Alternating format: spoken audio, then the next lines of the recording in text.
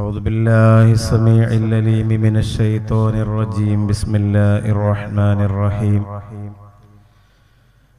الحمد لله رب العالمين الصلاة والسلام على أشرف المرسلين وعلى آله وأصحابه الفائزين أما بعد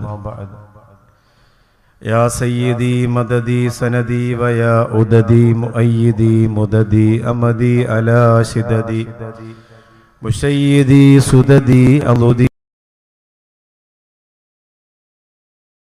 معين الدين كن آخذا بيدي خاجا معين الدين كن آخذا بيدي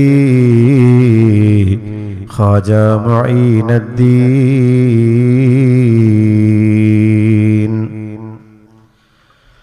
بسم الله العظيم القدرة والشان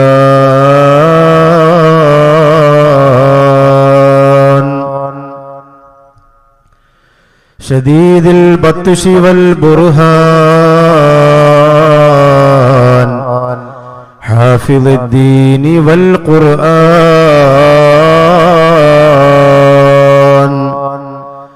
بسم الله ما شاء الله كات والسلام عليك يا سيدي يا حبيب الله خذ بيدي قلت حيلتي وأدركني مرادي يا خير خلق الله.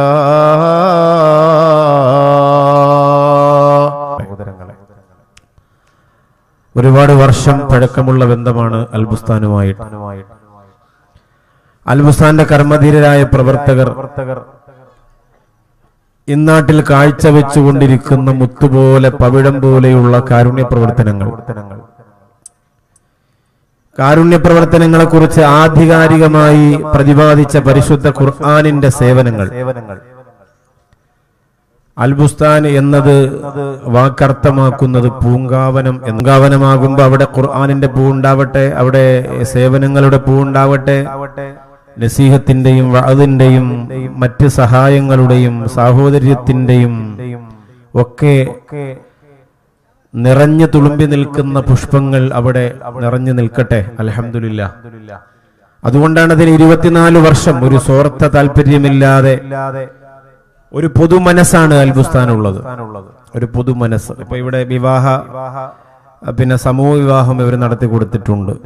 ഇപ്രാവശ്യം നടന്നു കഴിഞ്ഞ സലാം ശ്രദ്ധിച്ചില്ല, കേട്ടില്ല, ചുരുക്കത്തിൽ സലാം അടക്കിയില്ല. പക്ഷെ ഉമർ ഇബ്നുൽ ഖത്താബ് റളിയല്ലാഹു അൻഹുവിന് ഏറെ സങ്കടമുണ്ടായി. അദ്ദേഹം നേരെ പോകുന്നത് ഏതായാലും അബൂബക്കർ സിദ്ദീഖ് റളിയല്ലാഹു അൻഹുവിന്റെ അരികിലേക്കാണല്ലോ. അപ്പൊ ഏതായാലും അവിടെ പോയി ഈ ഒരു വിഷമം ആദ്യം അവതരിപ്പിക്കണമെന്ന് ചിന്തിച്ചിട്ട് അബൂബക്കർ സിദ്ദീഖ് റളിയല്ലാഹു അൻഹുവിന്റെ അരികിലേക്ക് എത്തി. ഉമർ ഇബ്നുൽ ഖത്താബ് റളിയല്ലാഹു അൻഹു പറഞ്ഞു, പ്രിയപ്പെട്ടവരെ, നമ്മുടെയൊക്കെ എനർജി എന്ന് പറയുന്നത്, നമ്മുടെ ഒരു സംതൃപ്തി എന്ന് പറയുന്നത് സലാം പറയലും സലാം മടക്കലും ഒക്കെയാണ്.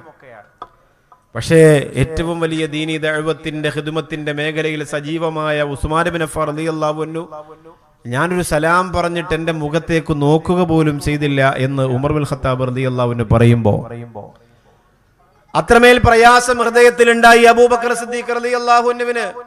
അദ്ദേഹം ഉമർ ഇബ്നുൽ ഖത്താബ് റളിയല്ലാഹു അൻഹുവിനെയും കൊണ്ട് നേരെ ഉസ്മാൻ ഇബ്നു അഫ്ഫാൻ റളിയല്ലാഹു അൻഹുവിന്റെ അരികിലേക്ക് വന്നു.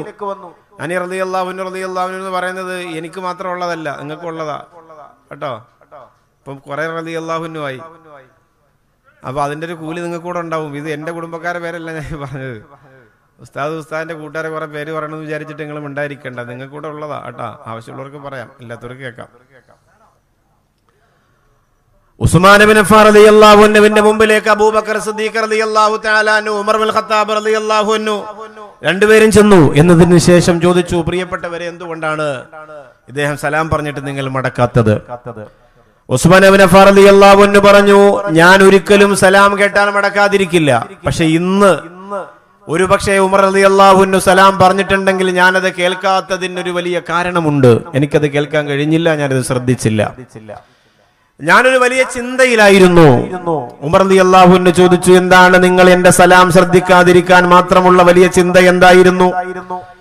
ആ സമയത്ത് ഉസ്മാൻ ഇബ്നു അഫ്ഫാൻ റളിയല്ലാഹു അൻഹു പറയുന്നുണ്ട്, അല്ലാഹുവിന്റെ റസൂൽ നബി മുഹമ്മദ് മുസ്തഫ സല്ലല്ലാഹു അലൈഹി വസല്ലമ തങ്ങൾ വിട പറഞ്ഞു പോയല്ലോ, അവിടുന്ന് വഫാത്തായി പോയല്ലോ. അള്ളാഹുവിന്റെ റസൂൽ സല്ലല്ലാഹു അലൈഹി വസല്ലമ തങ്ങൾ ഈ ലോകത്തിൽ നിന്ന് വിട പറഞ്ഞു പോയല്ലോ. ആളിക്കത്തുന്ന തീക്കുണ്ടാരപ്പിലേക്ക് ചെന്ന് പതിക്കാതെ നമ്മളെ നയിച്ചു കൊണ്ടുപോകാനുള്ള നന്മകൾ നമ്മുടെ ജീവിതത്തിൽ അല്ലാഹു തന്നിട്ടുണ്ടോ? മഹാന്മാര് പറഞ്ഞു, അബൂ റാബി റളിയല്ലാഹു അൻഹുവിനെ പോലുള്ളവര് പറയുകയാണ്, ഫലാ അദ്രി അൻജു മിൻഹാ അംലാ. എപ്പോഴും കരച്ചിലാണ്. ശിഷ്യഗണങ്ങളെ ചോദിക്കുന്നു, എന്തിനാണ് ഇങ്ങനെ കണ്ണീര്, എന്തിനാണ് ഇങ്ങനെ സുജൂദ്, എന്തിനാണ് ഇങ്ങനെ കഷ്ടപ്പാട്?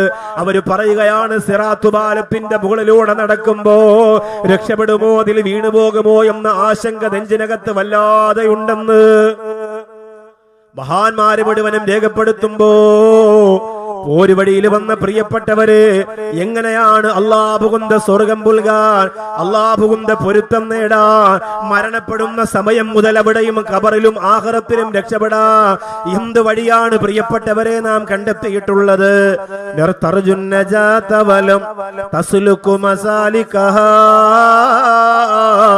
ഇന്ന സഫീനത ലാ തജ്രി അലൽ യബസി. എല്ലാവരും രക്ഷപ്പെടാൻ ആഗ്രഹിക്കുന്നുണ്ട്, എന്നാ രക്ഷയ്ക്കുള്ള ഒരു വഴികളും നമ്മൾ ചെയ്യുന്നില്ല.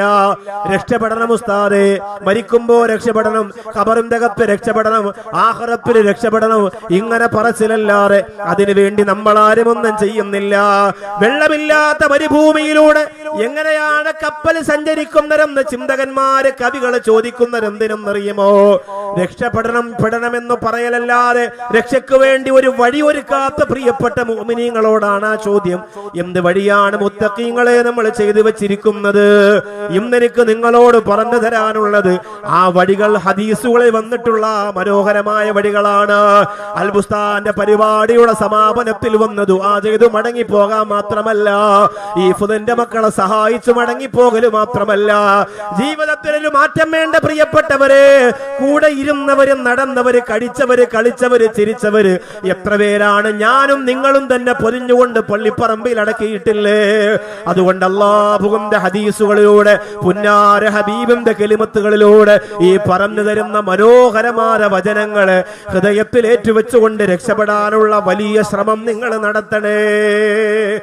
അതിന് അല്ലാഹു തൗഫീഖ് തരട്ടെ. ഉസ്മാൻ ഇബ്നു അഫ്ഫാൻ റളിയല്ലാഹു അൻഹു ചോദിക്കുകയാണ് അബൂബക്കർ സിദ്ദീഖ് റളിയല്ലാഹു അൻഹുവിനോട്, ഫമാദാ അജാബക യാ അബൂബക്കർ സിദ്ദീഖ് റളിയല്ലാഹു അൻഹു. പ്രിയപ്പെട്ടവരെ, എന്താണ് അതിന് മുത്തുനബി സല്ലല്ലാഹു അലൈഹി വസല്ലം തങ്ങൾ മറുപടി തന്നത്? രക്ഷയുടെ വഴികളെ ചോദിച്ചപ്പോ അതിന് അല്ലാഹുവിന്റെ റസൂൽ സല്ലല്ലാഹു അലൈഹി വസല്ലം തങ്ങൾ എന്ത് മറുപടിയാണ് താങ്കൾക്ക് തന്നത്? അബൂബക്കർ സിദ്ദീഖ് റളിയല്ലാഹു അൻഹു പറഞ്ഞു, മൻ ഖബില മിന്നി അൽ കലിമത അല്ലതി അറത്തു അലാ അമ്മി.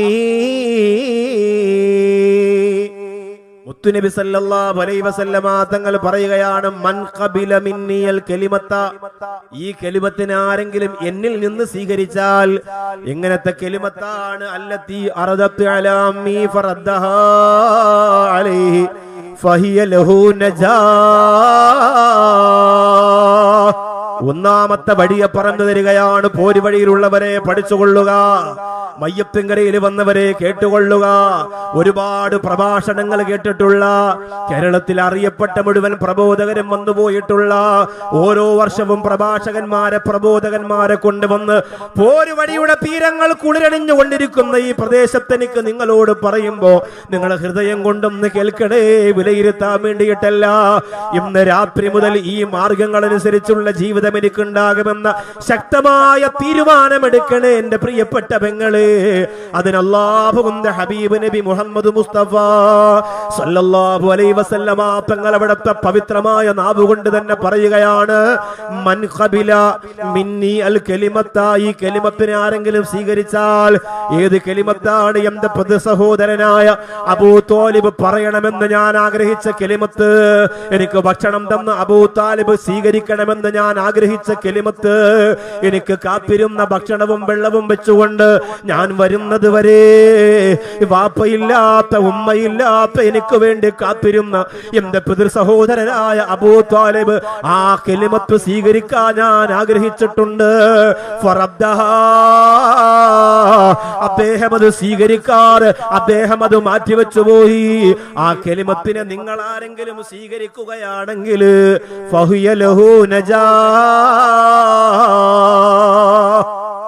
അതവന് രക്ഷയുടെ മാർഗമാണെന്ന് ശഫീഉനാ റസൂലുള്ളാഹി സ്വല്ലല്ലാഹു അലൈഹി വസല്ലം.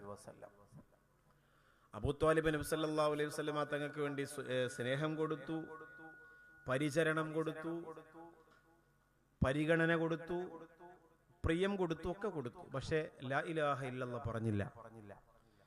നബി സല്ലല്ലാഹു അലൈഹി വസല്ലം തങ്ങൾക്ക് ഏറെ സങ്കടകരമായ ഒരു അവസ്ഥയായിരുന്നു. പുന്നാര റസൂലുള്ളാഹി സ്വല്ലല്ലാഹു അലൈഹി വസല്ലം തങ്ങൾ ആ വിഷയം പറഞ്ഞുകൊണ്ട് പലപ്പോഴും കരഞ്ഞിട്ടുണ്ട്. എന്നെ അത്രയും ഇഷ്ടപ്പെട്ട ഒരാളല്ലേ. ലാ ഇലാഹ ഇല്ലല്ലാഹ് എന്ന പരിശുദ്ധ കലിമത്തിലൂടെ കടക്കുമ്പോഴാണ് ഇസ്ലാമിന്റെ വിജയകവാടം തുറക്കാൻ പറ്റുള്ളൂ. ഇല്ലാത്തവരെപ്പോഴും മറുഭാഗത്ത് തന്നെയാണ്. അതൊരു വിവാദം ഉണ്ടാക്കാൻ വേണ്ടി പറയുന്നതല്ല, അത് മറുഭാഗം തന്നെയാണ്. നമ്മളൊരു വിശ്വാസത്തിന്റെ അച്ചുതണ്ടിൽ ജീവിക്കുന്നവരാണ്. അപ്പൊ നമ്മൾ മനസ്സിലാക്കണം, നമുക്കൊരു വിശ്വാസമുണ്ട്, നമ്മളൊരു വിശ്വാസിയാണ്, നമുക്ക് ചില സർക്കിളുണ്ട്, അതിനകത്തുനിന്ന് പുറത്തേക്ക് പോകാൻ പാടില്ല. നമ്മൾ എല്ലാ കാര്യത്തിലും നമ്മൾ സഹകരിക്കും, എല്ലാ മതസ്ഥരുമായി നമ്മൾ സഹകരിക്കും, എല്ലാ വിഷയങ്ങളിലും നമ്മൾ ഇടപെടും, ചാരിറ്റികൾ ചെയ്യും, ഒരുപാട് പ്രവർത്തനങ്ങൾ ചെയ്യും. പക്ഷേ നമ്മുടെ അടിസ്ഥാനത്തിൽ നിന്ന് നമ്മൾ പിന്തിരിയാൻ പാടില്ല, അവിടെ നമ്മൾ തോറ്റുപോകും. അപ്പൊ ഇത് അബൂ ത്വാലിബിന്റെ നാവ് കൊണ്ടൊന്ന് പറഞ്ഞിരുന്നെങ്കിൽ അബൂ താലിബിന് രക്ഷപ്പെടാമായിരുന്നല്ലോ എന്ന് ശഫീഉനാ റസൂലുള്ളാഹി സ്വല്ലല്ലാഹു അലൈഹി വസല്ലം തങ്ങൾ ആഗ്രഹിച്ചു. അബൂബക്കർ സിദ്ദീഖ് റളിയല്ലാഹു അൻഹുവിനോട് അല്ലാഹുവിന്റെ റസൂൽ പറയുന്നുണ്ട്, പ്രിയപ്പെട്ട അബൂബക്കറേ, എന്റെ പ്രിയപ്പെട്ട അബൂ ത്വാലിബ് ഒഴിവാക്കിയ ആ കലിമത്തിനെ സ്വീകരിച്ചവരാരാ, ഫഹിയ ലഹു നജാ, അതവർക്ക് രക്ഷയാണെന്ന് ശഫീഉനാ റസൂലുള്ളാഹി സ്വല്ലല്ലാഹു അലൈഹി വസല്ലം അടുത്ത് ചെന്നിരുന്നിട്ട് പറഞ്ഞു, യാ അമ്മീ ഖുൽ ലാ ഇലാഹ ഇല്ലല്ലാഹ്, ഒന്ന് പറയുമോ, ഒന്ന് പറയുമോ, ഒന്ന് പറയുമോ? അത് പറഞ്ഞില്ല. അങ്ങനെ ആഗ്രഹിച്ചിട്ട് അബൂ ത്വാലിബിന് കിട്ടാത്ത മഹാഭാഗ്യമാണ് എനിക്കും നിങ്ങൾക്കും അല്ലാഹു തന്നിരിക്കുന്നത്. ഈ ഇരിക്കുന്ന 24ഓളം വരുന്ന മക്കൾക്ക് അല്ലാഹു കൊടുത്തിരിക്കുന്നത്. മദ്രസയിൽ പോയി സംസാരിക്കാൻ തുടങ്ങിയ പ്രായത്തിൽ നമ്മൾ പഠിച്ചിരിക്കുന്നത്. ഉറങ്ങാൻ തൊട്ടിൽ കിടത്തുമ്പോ കൊല്ലത്തും തിരുവനന്തപുരത്തും ഒക്കെ ഉമ്മമാര്, അന്നും ഇന്നും ഈമാനുള്ള ഉമ്മമാര് മക്കളെ ഉറക്കുന്നത് തോളത്ത് കിടത്തിയിട്ടാണെങ്കിലും, മടിയിലിരുത്തിയിട്ടാണെങ്കിലും, തൊട്ടിൽ കിടത്തിയിട്ടാണെങ്കിലും, കട്ടിലിൽ ചേർത്ത് തലോടിയിട്ടാണെങ്കിലും ലാ ഇലാഹ ഇല്ലല്ലാഹു, ലാ ഇലാഹ ഇല്ലല്ലാഹ്, ആ കലിമത്ത് അങ്ങനെ നമ്മുടെ കാതിൽ കേട്ടു. വളർന്നു വലുതാകുമ്പോ നമ്മൾ തന്നെ സംസാരം തുടങ്ങുന്ന സമയത്ത് തന്നെ നമ്മൾ ലാ ഇലാഹ ഇല്ലല്ലാഹ് എന്ന് നമ്മൾ പറയാൻ തുടങ്ങി. അത്രമേൽ ഭാഗ്യമാണ് അല്ലാഹു എനിക്കും നിങ്ങൾക്കും തന്നിരിക്കുന്നത്. പക്ഷെ ലാ ഇലാഹ ഇല്ലല്ലാഹയുടെ അടിസ്ഥാനത്തിൽ നമ്മൾ ജീവിക്കുന്നുണ്ടോ എന്ന് പരിശോധിക്കുമ്പോ കുറെ പ്രശ്നങ്ങൾ ഉണ്ടാവും. അത് നമ്മൾ പറയുന്നുണ്ട്, വാപ്പ മരിക്കുമ്പോൾ 70,000 ചെല്ലുന്നുണ്ട്, ഉമ്മ മരിക്കുമ്പോൾ 1,00,000 ചെല്ലുന്നുണ്ട്, ഒക്കെ നമ്മൾ ചെല്ലുന്നുണ്ട്. പക്ഷെ അതിന്റെ ഒരു ഫൗണ്ടേഷനിൽ നമ്മൾ ജീവിക്കുന്നുണ്ടോ എന്ന് ചോദിച്ചാൽ അത് നമ്മൾ തന്നെ സ്വയം നമ്മുടെ ജീവിതത്തെ പരിശോധിക്കേണ്ടതാണ്. നമ്മളിനി ഏത് കാലത്താണ് നന്നാവും രക്ഷപ്പെടും എന്ന് പ്രതീക്ഷിച്ചിരിക്കുന്നത്? താത്തമാരതാ വാതിലേക്കാൻ വരുന്നേ ഉള്ളൂ, 11 മണിയായി. ഇന്നാ ലില്ലാഹി വ ഇന്നാ ഇലൈഹി റാജിഊൻ. അതല്ലാതെ എന്താ പറയാ? അപ്പൊ നമ്മളിനി ഏത് കാലത്താണ് ഈ ലാ ഇലാഹ ഇല്ലല്ലാഹ് അനുസരിച്ച് ജീവിക്കാൻ വേണ്ടി കാത്തിരിക്കുന്നത്? ഏത് കാലത്താണ്? ഇനി ഒരു നബി വരാനില്ല, മൊയ്ലാക്കന്മാരും തീർന്നു, ഇനി ഒരു ഉസ്താദും പുതിയ ചാനൽ തുടങ്ങാനില്ല, എല്ലാ ഉസ്താദന്മാരും തുടങ്ങി. ഇനി ഒരു ഉസ്താദും വെളുപ്പാൻ കാലത്ത് ദിക്ർ തുടങ്ങാനില്ല, എല്ലാ ഉസ്താദന്മാരും തുടങ്ങി. ഇനി പുതിയ ഉസ്താദന്മാരൊന്നും ഇല്ല, വന്നതൊക്കെ കഴിഞ്ഞു. ഇനി ആരെ കാത്തിരിക്കാണ് നിങ്ങൾ? ഇനി ആരെങ്കിലും ഒരാൾ വരാനുണ്ടോ രക്ഷപ്പെടുത്താൻ, നിങ്ങളെ നന്നാക്കാൻ, നിങ്ങൾക്ക് സ്വർഗം വെട്ടി തുറന്നു തരാൻ? ഒന്നുമില്ല. ദാ ഈ കാര്യങ്ങൾ കേട്ടോ, ജീവിതത്തിൽ ചേർത്ത് വെച്ചോ, ഈമാനോടെ ജീവിച്ച് ഈ പറയുന്ന കാര്യങ്ങൾ അനുസരിച്ച് മരിച്ചോ, അള്ളാഹു തആല അതിനുള്ള ഭാഗ്യം തരട്ടെ. ഇനി അടുത്ത വർഷം ആരൊക്കെ ഉണ്ടാവും എന്ന് പറയാൻ പറ്റൂല. ഓരോ വർഷവും അൽബുസ്താന്റെ സദസ്സിലേക്ക് വരുന്ന ആളുകളിൽ ഒന്നോ രണ്ടോ ആളുകൾ ഖബറിലേക്ക് പോയിട്ടുണ്ടാവും. നിങ്ങളുടെ ഉപ്പ, നിങ്ങളുടെ ഉമ്മ, നിങ്ങളുടെ സഹോദരങ്ങൾ, മക്കൾ, കൂടപ്പുറപ്പുകൾ, കൂട്ടുകാർ, അറിയില്ല. ഇന്ന് ഞാൻ ചിറയൻകീഴ് ഒരാവശ്യത്തിന് വേണ്ടിയിട്ട് ചിറയൻകീഴ് ഹോസ്പിറ്റലിന്റെ ഫ്രണ്ടിൽ നിൽക്കുമ്പോൾ അവിടെ 3-4 ചെറുപ്പക്കാർ നിൽക്കുന്നുണ്ട്. അതിൽ 3 യുവാക്കളും തല കുനിച്ച് തളർന്ന് ദുഃഖഭാരത്താൽ കഴുത്തൊടിഞ്ഞ്, ഷാഫിയും എന്റെ കൂടെ ഉണ്ടായിരുന്നു, നിവർന്നു പോലും നോക്കുന്നില്ല. എന്തായിരിക്കും അതിന്റെ കാരണമെന്ന് അന്വേഷിക്കുമ്പോൾ അവരുടെ 2 സുഹൃത്തുക്കൾ വാഹനാപകടത്തിൽ, ഒരാൾ മരണപ്പെട്ടു, ഒരാൾ വളരെ സീരിയസ് ആയിട്ട് കിടക്കുകയാണ്. അപ്പൊ ഇവരൊക്കെ ആ യാത്രയിൽ കൂടെ ഉണ്ടായിരുന്നത് കൊണ്ട് അതവർക്ക് താങ്ങാനും സഹിക്കാനും പറ്റുന്നില്ല. ആ ദുഃഖമാണ്. അങ്ങനെ എത്ര ചെറുപ്പക്കാർ, എത്ര പ്രായം ചെന്നവർ, എത്ര കുഞ്ഞുമക്കൾ, എത്ര ഉമ്മമാർ, എത്ര ഉപ്പമാർ. അടുത്ത വർഷത്തിനിടയ്ക്ക് നമ്മളെയാണോ അള്ളാഹു നോട്ടമിട്ടിരിക്കുന്നത് എന്ന് പറയാൻ കഴിയില്ല. അള്ളാഹുവിന് ഇപ്പോഴറിയാലോ എൻ്റെ മരണം, ഫാറൂഖ് ഉസ്താദിന്റെ മരണം, ഇവിടെ നിൽക്കുന്ന ഓരോരുത്തരുടെയും മരണ ഡേറ്റ് അള്ളാഹുവിനറിയാം. നമ്മളത് അറിഞ്ഞിരുന്നെങ്കിൽ നമ്മളിപ്പോഴെല്ലാം സെറ്റായി അല്ലെ, ഡേറ്റ് മാറ്റാൻ ഏതെങ്കിലും വലിയരെ കാണാൻ പറ്റുമെന്ന് പറഞ്ഞാൽ നമ്മൾ ഒരു ശ്രമം നടത്തിയേനെ. അതുകൊണ്ട് നമ്മളത് അറിയുന്നില്ല. പക്ഷേ നമ്മൾ മരണത്തിന്റെ ചില വർത്തമാനങ്ങൾ മരിക്കുന്നതിന് മുമ്പ് പറയും എന്നാണ്. പ്രസംഗികനാണെങ്കിൽ പ്രസംഗിക്കും, ഗായകനാണെങ്കിൽ പാടും, എഴുത്തുകാരനാണെങ്കിൽ എഴുതും, വെറുതെ വർത്താനം പറഞ്ഞുകൊണ്ടിരിക്കുന്ന ആളാണെങ്കിൽ വർത്താനം പറയും, ചായക്കടയിൽ ഇരുന്ന് കുശലം പറയുന്നവനാണെങ്കിൽ അവൻ തന്നെ പറയും ചില കാര്യങ്ങൾ. അപ്പൊ അവന്റെ മരണശേഷം അടുത്ത ടീം ചായ പിടിക്കുമ്പോൾ പറയും, അല്ലോ അതാണ് അവനെന്ന് അങ്ങനെ പറഞ്ഞത് റബ്ബേ, അറിഞ്ഞില്ലല്ലോ റബ്ബേ, അങ്ങനെ പറയും. ഈ സൂചനകൾ എല്ലാവരുടെ ജീവിതത്തിലും അള്ളാഹു കൊടുക്കും.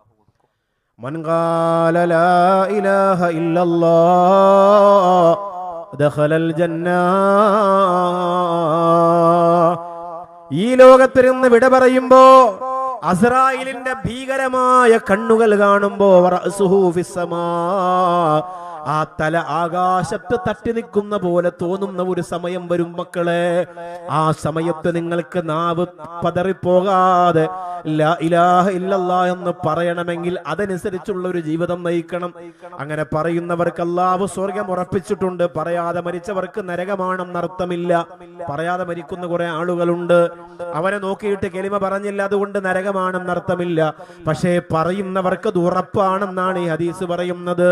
അല്ലാഹുവേ, ഈ തഹ്ഫീദുൽ ഖുർആൻ കോളേജ് ഞങ്ങളുടെ ലാ ഇലാഹ ഇല്ലല്ലാഹയുടെ ഖിദ്മത്താണല്ലാ. ഈ അൽബുസ്താന്റെ സാധു സഹായം ഞങ്ങളുടെ ലാ ഇലാഹ ഇല്ലല്ലാഹയുടെ ഖിദ്മത്താണ് റബ്ബേ. അതുകൊണ്ട് ഞങ്ങളിൽ നിന്ന് അതെല്ലാം ലാ ഇലാഹ ഇല്ലല്ലാഹ്ക്ക് വേണ്ടി നീ സ്വീകരിക്കണേ അല്ലാ.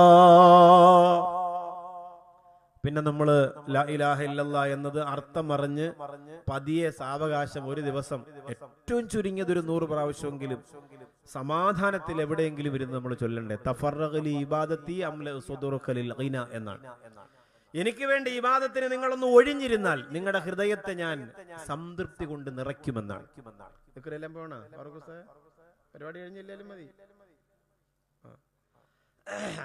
അപ്പൊ എനിക്ക് വേണ്ടി നിങ്ങളൊന്ന് ഒഴിഞ്ഞിരുന്ന് ദിക്ർ ചൊല്ലിയാൽ നിങ്ങളുടെ ഹൃദയത്തിന് ഞാൻ സംതൃപ്തി ഇട്ട് തരുമെന്നാണ് അള്ളാഹു തന്നെ ഖുദ്സി ഹദീസിലൂടെ പറഞ്ഞത്. അപ്പൊ ലാ ഇലാഹ ഇല്ലല്ലാഹ് എന്നത് നമ്മൾ സാധാരണ ചൊല്ലുന്ന പോലെ ലാ ഇലാഹ ഇല്ലല്ലാഹ് ലാ ഇലാഹ ഇല്ലല്ലാഹ് അങ്ങനെയല്ല. ലൈലാടെ ഇയാ അല്ല, ലാ ഇലാഹ ഇല്ലല്ലാഹ് എന്ന് ഹംസ് വ്യക്തമായി ഉച്ചരിക്കണം. ലാ ഇലാഹ ഇല്ലല്ലാഹ് ലാ ഇലാഹ ഇല്ലല്ലാഹ് ലാ ഇലാഹ അങ്ങനെ ചൊല്ലരുത്. ഈ ഹിഫ്ളിന് പഠിക്കുന്ന മക്കൾക്ക് ആദ്യം അക്ഷരസ്ഫുടത ഉണ്ടാക്കിയെടുക്കും. ഉസ്താദുമാർ ഉണ്ടാക്കിയെടുത്തിട്ടില്ലേ മക്കളെ? അല്ലേ? തജ്വീദ് നല്ലതുപോലെ മഖ്റജ് ഒക്കെ പഠിച്ച് പിന്നെ അവര് ഖുർആനിലേക്ക് വരും. അല്ലെങ്കിൽ ഖുർആൻ പഠിക്കുമ്പോൾ തെറ്റായി പോകും. അപ്പൊ ആ മക്കളെ നല്ല ഭംഗിയായിട്ട് ഉച്ചരിക്കും. അല്ലാഹു ലാ ഇലാഹ ഇല്ലാ ഹുവൽ ഹയ്യുൽ ഖയ്യൂം. അത് കേൾക്കുമ്പോൾ തന്നെ നമുക്കൊരു സുഖമാണ്. ആ മക്കളോ പഠിച്ചവരോന്ന് കേൾക്കുമ്പോൾ ഒരു സുഖമാണ്. അപ്പോ ഇത് നമ്മൾ ചൊല്ലണം സമാധാനത്തിൽ. താത്തമാര് എണ്ണം തീർക്കാൻ വേണ്ടിയിട്ട് ഇപ്പൊ അടുത്ത ഉസ്താദ് ലൈവിൽ വരും, അതിനു മുമ്പ് 15,000 തീർക്കണം. അതിൽ കാര്യമില്ല. സമാധാനത്തിൽ അള്ളാഹുവിന് വേണ്ടി നിയ്യത്ത് വെച്ചിരുന്ന് ലാ ഇലാഹ ഇല്ലല്ലാഹ് ലാ ഇലാഹ ഇല്ലല്ലാഹ് അങ്ങനെ സാവകാശം ചൊല്ലണം. വാപ്പാക്ക് 70,000 ദിക്ർ എല്ലാം വേണ്ടിയിട്ട് വീട്ടിലിരുന്ന് അങ്ങനെ എല്ലാരെയും കൂട്ടി 3 വയസ്സുള്ള കൊച്ച്, 4 വയസ്സുള്ള കൊച്ച്, എല്ലാ കൊച്ചിൻ്റെ എഴുതി കണക്ക് കൂട്ടി ഡയറിയിൽ എഴുതി വെച്ച് പ്രസവിച്ചിട്ടത് ഇടാൻ പോണത് മൊത്തം എല്ലാത്തിനും എഴുതി വെച്ച് അവസാനം എല്ലാം കൂടെ 100 വെച്ച് കൂട്ടി 70,000 ആക്കി. അങ്ങനെ അങ്ങ് സലാമത്താവാൻ വേണ്ടി കടമ നിർവഹിക്കാൻ വേണ്ടി ചെല്ലുന്നതിലൊന്നും അർത്ഥമില്ല. സമാധാനത്തിൽ വൃത്തിയോടെ ചെല്ലണം, നെയ്യത്ത് വെച്ച് അങ്ങനെ ചൊല്ലണം. നിങ്ങൾക്കാണെങ്കിലും ഉപ്പാക്കാണെങ്കിലും വീട്ടിലാണെങ്കിലും അല്ലാതെ നിങ്ങൾ സ്വയം ചൊല്ലുകയാണെങ്കിൽ അങ്ങനെ ചൊല്ലണം. 4 തികച്ച് 70,000 പൂർത്തിയാക്കരുത്. നിങ്ങൾ കറക്റ്റ് ചൊല്ലി അത് പൂർത്തീകരിക്കണം. രണ്ടാമത്തത് അല്ലാഹുവിന്റെ റസൂൽ നബി മുഹമ്മദ് മുസ്തഫ സല്ലല്ലാഹു അലൈഹി വസല്ലമ തങ്ങൾ പറയുകയാണ്, കേൾക്കണേ. ഒന്ന് ലാ ഇലാഹ ഇല്ലല്ലാഹ്. ഉമ്മമാരെ, ഇനി മരിക്കുവോളം ആ ദിക്റിനൊരു പ്രാധാന്യം നിങ്ങൾ കൊടുക്കണേ, മറന്നുപോകരുത്. ഇതൊക്കെ നമ്മൾ ചൊല്ലുന്നതാണ് മൊയ്ലാരെ എന്ന് പറഞ്ഞ് ഗവൺമെന്റ് ആയിട്ട് അതിനെ തള്ളിക്കളയരുത്. ഈ ലാ ഇലാഹ ഇല്ലല്ലാഹ് എന്നതിനെ ഇനി ജീവിതത്തിലെ ഏറ്റവും പ്രധാനപ്പെട്ടതുപോലെ കൊണ്ട് നടക്കണം. എന്റെ പ്രിയപ്പെട്ട മുത്തുമുഅ്മിനീങ്ങളായ ഉമ്മമാരെ, ചെറുപ്പക്കാരെ, എത്രയോ ചെറുപ്പക്കാരുണ്ട്. എത്ര സമയമാണ് കൂട്ടുകാരുടെ കൂടെ വെറുതെ വന്ന് എവിടെയെങ്കിലും ഒരു കലിങ്ങിൽ, ഒരു ജംഗ്ഷനിൽ, ഒരു കല്ലിന്റെ മുകളിൽ, ഒരു കടത്തിണ്ണയിൽ വെറുതെ ഇരുന്ന് സംസാരിച്ച് സമയം കളയുന്നത്. ഉറങ്ങുന്നതിന് മുമ്പ്, അല്ലെങ്കിൽ ഉണരുന്ന നേരം, അല്ലെങ്കിൽ ഉച്ചക്കല്ലെങ്കിൽ വൈകുന്നേരം, എപ്പോഴെങ്കിലും രാജാതിരാജനായ പടച്ചവന് വേണ്ടിയിട്ട് കുറച്ച് സമയമൊന്നു മാറ്റിവെക്കാൻ എന്റെ ശാസ്താംകോട്ടയിലെ പോരുവടിയിലെ ചെറുപ്പക്കാരാ കഴിയണം കേട്ടോ. നീ മൊബൈൽ നോക്കി എത്ര സമയമാ നഷ്ടപ്പെടുത്തുന്നത്? നിന്റെ ചൂണ്ടുവിരൽ കൊണ്ട് മറിച്ചു മറിച്ച് ലോകത്തെ എല്ലാ കഥകളും, വസ്ത്രമുടുത്തതും ഉടുക്കാത്തതും, കൊന്നതും കൊല്ലാത്തതും, പ്രസവിച്ചതും പ്രസവിക്കാത്തതും, ഭരണത്തിൽ വന്നതും തോറ്റതും ജയിച്ചതും ഒക്കെ എത്രയോ നീ കണ്ട് കണ്ട് കണ്ട് കണ്ട് ഇങ്ങനെ മറിച്ചു വിടുന്നുണ്ട്. എത്ര സമയമാണ് ചെറുപ്പക്കാരാ നമുക്ക് നഷ്ടപ്പെട്ടു പോയത്? ആ സമയമൊന്നും നമുക്ക് തിരിച്ചെടുക്കാൻ കഴിയില്ല. എത്ര സമയം നമ്മൾ ഇന്നലത്തെ ദിവസം ഓർക്കുമോ, അതിന് മുമ്പത്തെ ദിവസം ഓർക്കുമോ, അതിന് മുമ്പത്തെ ദിവസം ഓർക്കുമോ? ആ പോയ സമയങ്ങളൊക്കെ നഷ്ടപ്പെട്ടു പോയില്ലേ? ഒരു പുസ്തകം വായിച്ചിരുന്നതെങ്കിലോ, ഒരു സ്വലാത്ത് ചൊല്ലിയിരുന്നെങ്കിലോ, ഒരു ദിക്ർ ചൊല്ലിയിരുന്നെങ്കിലോ, ഒരു 10 പേജ് ഖുർആൻ ഓതിയിരുന്നെങ്കിലോ, ഒക്കെയും നിനക്ക് നഷ്ടമായി പോയില്ലേ? അതുകൊണ്ട് ലാ ഇലാഹ ഇല്ലല്ലാഹ് എന്ന കലിമത്ത് പറയാനും അത് സ്വീകരിക്കാനും അല്ലാഹു തന്നിരിക്കുന്നത് വലിയ മഹാഭാഗ്യമാണ്, വലിയ ഭാഗ്യമാണ്. ആ ഭാഗ്യം നമ്മൾ നഷ്ടപ്പെടുത്തരുത്. നമ്മൾ ആ ഭാഗ്യത്തിലേക്ക് വന്ന് ഇന്ന് സഹോദരിമാർ ഒളിച്ചോടി കല്യാണം കഴിക്കുമ്പോ ലാ ഇലാഹ ഇല്ലല്ലാഹയുടെ മഹത്വം അവരറിയുന്നില്ല. ഏതെങ്കിലും ഒരുത്തന്റെ കൂടെ പോയി, ഇവിടെ ഇതര മതത്തിൽപ്പെട്ടവരൊക്കെ ഉണ്ടാവും, എല്ലാ മതസ്ഥരുള്ള സ്ഥലമാണ് പോരുവടി എന്നൊക്കെ പറഞ്ഞാൽ എനിക്കറിയാം. പക്ഷേ പറയാതിരിക്കാൻ നിവൃത്തിയില്ല. നിങ്ങളിൽ ആര് വന്ന് കണ്ണു കാണിച്ചാലും നമ്മുടെ മക്കൾ റെഡിയാ പോവാൻ. നിങ്ങൾക്ക് ഗ്ലാമർ വേണമെന്നില്ല, പൈസ വേണമെന്നില്ല, ഒന്നും വേണ്ട. നിങ്ങളായിരുന്നാ മതി. അവര് കട്ട വെയിറ്റിംഗ് ആണ്. എത്ര വാത് പറഞ്ഞിട്ടൊരു കാര്യമില്ല. എത്ര അനുഭവ സാക്ഷ്യമുള്ളവർ ചാനലിലൂടെ അവരെ സങ്കടങ്ങൾ പറഞ്ഞിട്ടും കാര്യമില്ല. എത്ര ശരീരം റെയിൽവേ ട്രാക്കിൽ നിന്ന് വലിച്ച് ചിന്ന ഭിന്നമായി പോയ ശരീര ശകലങ്ങളെ വലിച്ചൂരിയെടുത്തിട്ടും കാര്യമില്ല. നമ്മുടെ സഹോദരിമാര് പഠിക്കൂല, നമ്മുടെ പെങ്ങന്മാര് പഠിക്കൂല, നമ്മുടെ പ്രിയപ്പെട്ട മക്കൾ പഠിക്കൂല. അതുകൊണ്ട് പിന്നെ അവരെ അനുഭവിക്കട്ടെ എന്ന് തന്നെ തീരുമാനിക്കാം. പക്ഷേ ലാ ഇലാഹ ഇല്ലല്ലാഹയുടെ നഷ്ടം അത് വലിയ നഷ്ടമാണ്.